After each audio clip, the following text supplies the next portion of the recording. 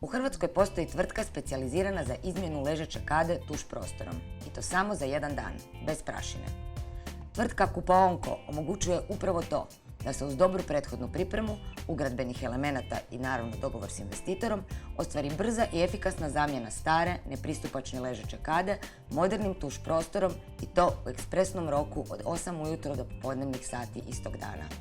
U svakodnevnoj upotrebi stare ležeće kade često predstavljaju nezanemariv problem, pogotovo za starije ukućane.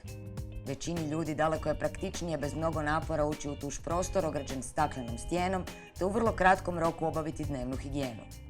Uobičajeno je mišljenje da će takav zahvat u kupaonici zahtijevati višednevne, možda čak i višetjedne radove i uključivati veliki broj različitih majstora, dugotrajno čišćenje, nemogućnost korištenja kupaonice te inkomodiranje ukućana.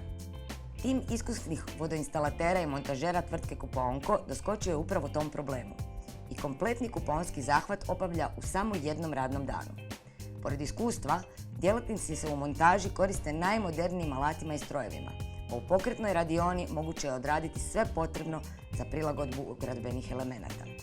Znalci u području vodoinstalaterskih i montažerskih radova s lakoćom čak i najzahtjevnije izazove pretvaraju u stvarne mogućnosti.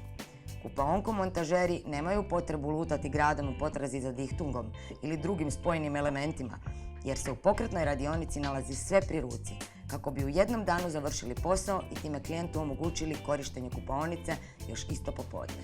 Prema istraživanjima, najveći broj nezgoda ili nesreća ljudima se događa u njihovu domu i to najčešće u kupaonicama.